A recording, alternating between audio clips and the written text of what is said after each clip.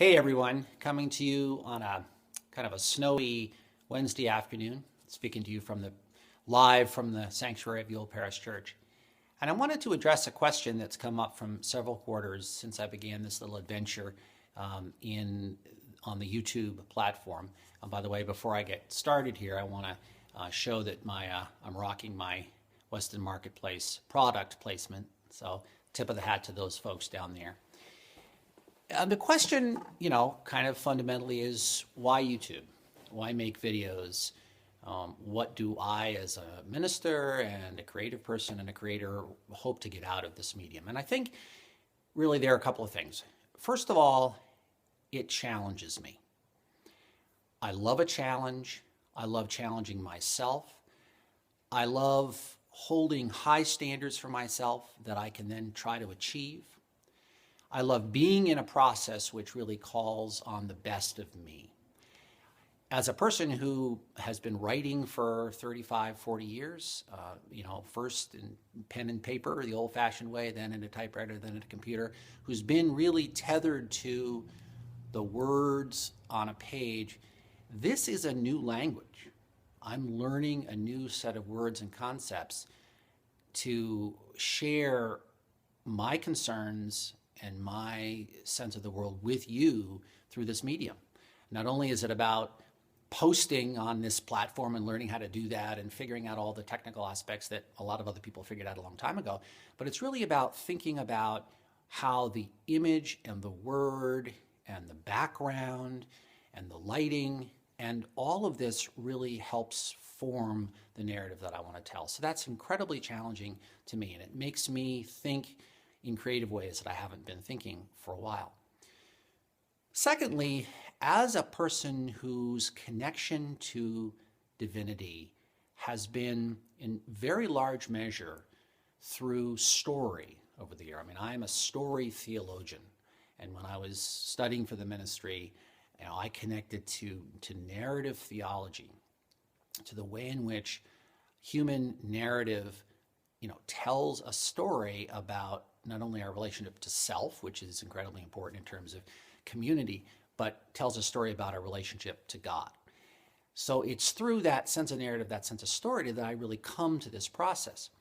And I think that as a storyteller, as somebody that believes fundamentally in that process, what I think is that a story has no meaning unless it lands with some discernible effect. My story is meaningless unless someone out there really connects to some aspect of it in which something in my story resonates. Now, there are lots of arguments on the other side. You could say that individual stories are important to each individual, and I certainly think that's the case. But when your job and when your role in the world is to be thinking about how to invite a community to think about itself in the best possible terms, if your role is to be attending to and ministering to folks in relationship, then you have to believe that my story only really takes wing, becomes alive when it finds a home in someone else.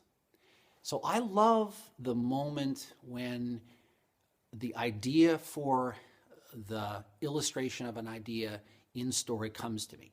I love the moment when I can see the story land in a group of people, but what I really like is getting the sense that the story is only the first step, only the invitation to a conversation about meaning, about purpose, about what we are to do in the world and with the world, and the ways in which we, as selves in the world, as actors in the world, relate to all the things that are in the world.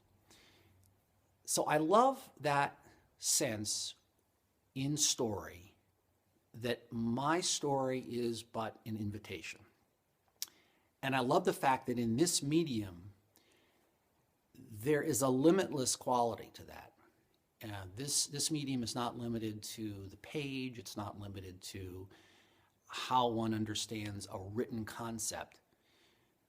It's visual, it's auditory, it's cerebral, it's instinctual, it's all the things. It's physical in some ways. I mean, I'm representing a physical space, one that happens to be very important to me and to our community, but one which is really a symbol of sanctuary. So this is a new challenge that begins a new kind of conversation. If you like where the conversation's going, or even if you have questions about it, comment below, shoot me an email. This will be linked in my weekly email. And reflect on how this new process is working in my ministry and in our ministry together. And I challenge you further in this way, to think about how stories work in your lives, how the telling of stories to yourself and the relating of stories to other people work in the ways, in the connective and relational ways that all stories must work. Think about how that works in your life. This is the task and this is the challenge, and it's a good one to engage in. Finally, before I leave you, I want to let you know, and this will be also linked in my email, but I want to remind you that this next Tuesday night, the 2nd of February, there'll be a meeting here in the sanctuary of Old Paris Church in which we, a group of concerned community members, will be engaging with a group from the Burlington area which works with refugees. And we will be getting information from folks who work with refugees and also hearing stories of folks who are in fact themselves refugees. Trying to get our arms and brains and hearts around this very difficult and challenging issue of our time. What happens when people are displaced from their community and really have to throw themselves on the mercy of the world for safety and for a sustainable life. When we're talking about stories and when we're talking about challenge, I would say that the challenge of the narrative of being displaced in the world is a pretty tough and pretty revealing indicator of where we are, as a globe and as a human family. And it's a good thing to be reminded of. So again, that event is next Tuesday night, the 2nd of February at 5 o'clock here at Old Paris Church. There are a number of ways that you can get in touch with us if you want to get more information, but there'll be a phone number below. So hope that you're well where you are and that you're continuing to listen to your own story, and where and when you feel inspired, I hope that you're sharing that story with others. Be well. Hope to see you soon.